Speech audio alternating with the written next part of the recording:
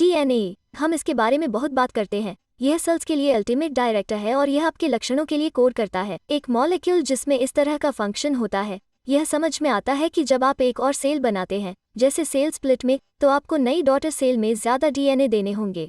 और यह हमारे डीएनए रेप्लिकेशन विषय का परिचय देता है, जिसका मतलब है ज़्यादा डीएनए बनाना। सबसे पहले बात करते हैं कि कहाँ और कब। सबसे पहले जहाँ, ठीक है, अगर यह यूकेरियोटिक सेल में है तो यह न्यूक्लियस में होता है। सभी सेल्स में न्यूक्लियस नहीं होता। जैसे प्रोकैरियोटिक सेल्स, उनके पास एक न्यूक्लियस नहीं है। प्रोकैरियोटिक और यूकेरियोटिक दोनों सेल्स डीएनए रेप्लिकेट करती हैं, लेकिन कुछ अंतर हैं। लेकिन यह क्लिप उनके बारे में बात नहीं करेगी। अगला, ऐसा कब होता है? खैर, एक सेल को स्प्लिट होने से पहले ऐसा करना होगा ताकि नई डॉटर सेल को भी डीएनए की एक कॉपी मिल सके। गहराई से बात करें तो एक यूकेरियोटिक सेल में, जो कि माइटोसिस या मेयोसिस से पहले होने वाला है, जिसे इंटरफेस के रूप में जाना जाता है, मुझे लगता है कि डीएनए रेप्लिकेशन पर कोई वीडियो गेम बनाया जाए तो वो ज़बरदस्त होगा। ऐसे गेम का इंतज़ार रहेगा। मैं डीएनए रेप्लिकेशन में शामिल मुख्य खिलाड़ियों का परिचय देने जा रही हूँ। ये सिर्फ कुछ मुख्य खिलाड़ी हैं। इस प्रोसेस में बहुत कुछ है। कई एंजाइम हैं। जीव विज्ञान में जब किसी चीज़ के आखिर में अस आता है तो जांच लेना बेहतर होगा, क्योंकि बहुत संभव है कि यह एक एंजाइम है।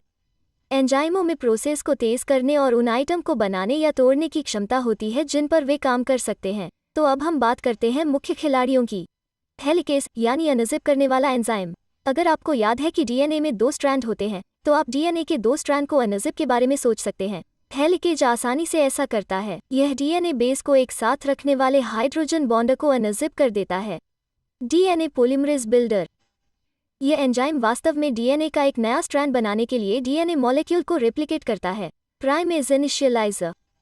डीएनए पॉलीमरेज जितना ही ज़बरदस्त होने पर भी डीएनए पॉलीमरेज यह पता नहीं लगा सकता है कि प्राइमर नाम की किसी चीज़ के बिना कहाँ से शुरू किया जाए। प्राइमेज प्राइमर बनाता है ताकि डीएनए पॉलीमरेज यह पता लगा सके कि कहाँ से काम करना शुरू करना है। आप जानते हैं कि इससे बनने वाले प्राइमर में क्या दिलचस्प है? प्राइमर असल में आरएनए से बना होता है।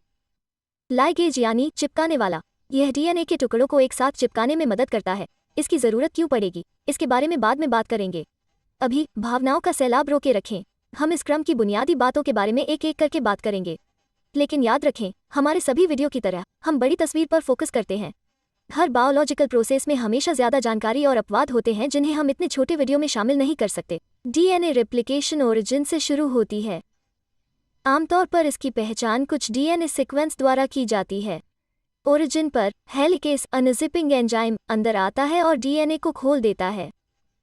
हालांकि ये स्ट्रैंड वापस एक साथ नहीं आने चाहिए। तो एसएसबी प्रोटीन, बाइंड करने वाला सिंगल स्ट्रैंड प्रोटीन, उन्हें अलग रखने के लिए डीएनए स्ट्रैंड से बांधते हैं। और टोपोइसोमरेज डीएनए को सुपरकॉइलिंग से बचाए रखता है। सुपरकॉइलिंग सुपर लग सकता है और यह तब हो सकता है जब आप डीएनए को कॉम्पैक्ट करने की कोशिश कर रहे हों, लेकिन यह कुछ ऐसा है जिसे डीएनए रेप्लिकेशन के दौरान कंट्रोल करने की ज़रूरत होती है। सुपरकॉइलिंग में डीएनए की ओवरबाइंडिंग शामिल हो सकती है ताकि अगले चरणों के लिए डीएनए स्ट्रैंड को अलग किया जा सके। प्राइमेज दोनों स्ट्रैंड पर आरएनए प्राइमर बनाता है। इसकी ज़रूरत है क्योंकि ऐसा न होने पर पॉलीमरेज को पता नहीं चलेगा कि कहाँ से शुरू करें। अब बात करते हैं डीएनए पॉलीमरेज की। याद रखें कि हमने कैसे कहा था कि डीएनए के 2 स्ट्रैंड हैं। वे समान नहीं हैं, वे एक दूसरे को पूरा करते हैं। डीएनए स्ट्रक्चर को कवर करने वाले हमारे वीडियो में हम बात करते हैं कि कैसे बेस हाइड्रोजन बॉन्ड के साथ जुड़ते हैं। बेस एडेनिन बेस थाइमिन के साथ जाता है और बेस ग्वानिन बेस साइटोसिन के साथ जाता है। ये स्ट्रैंड एंटी पैरेलल भी हैं, इसलिए वे एक ही दिशा में नहीं जाती। दिशा से हमारा क्या मतलब है? खैर, डीएनए के लिए हम उत्तर या दक्षिण नहीं कहते हैं। हम कहते हैं कि डीएनए या तो 5 से 3 या 3 से 5 तक जाता है। आखिर इसका मतलब क्या है? खैर, डीएनए की शुगर डीएनए की रीढ़ की हड्डी का हिस्सा है। इसमें कार्बन होते हैं। कार्बन को ऑक्सीजन के ठीक बाद क्लॉकवाइज डायरेक्शन में नंबर दिया जाता है। 1 2 3 4 5।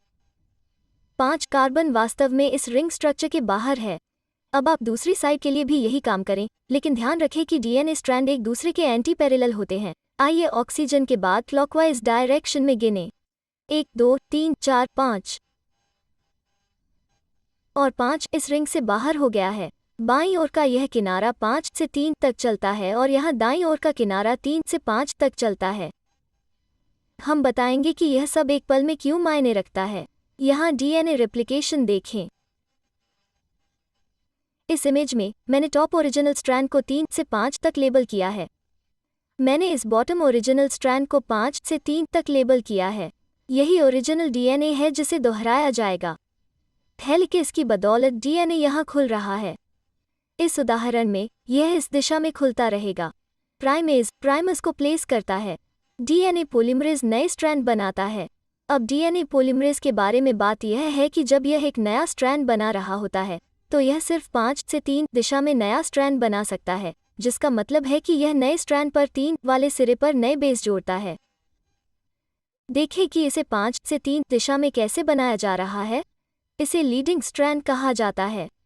लेकिन यहाँ नीचे देखें तो डीएनए पॉलीमरेज एक बार फिर 5 से 3 दिशा में एक नया स्ट्रैंड बना रहा है। लेकिन यहाँ थोड़ी दिक्कत है।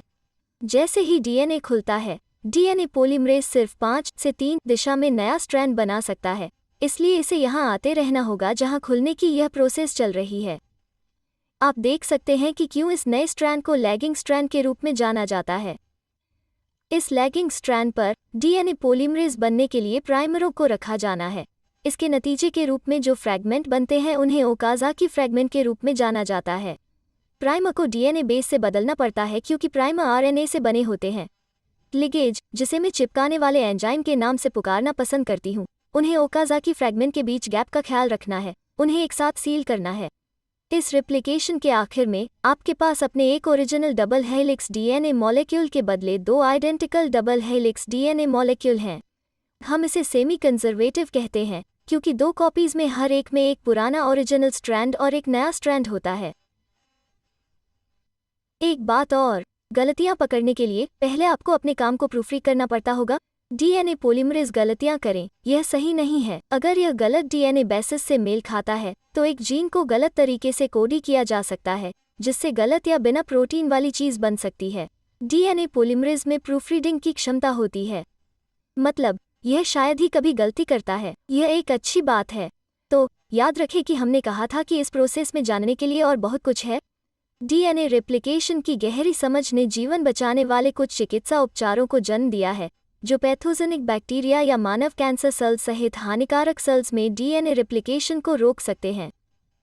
हमारा सुझाव है कि इस बारे में ज़्यादा जानने के लिए वीडियो के विवरण में पढ़ने के लिए दिए गए सुझाव देखें।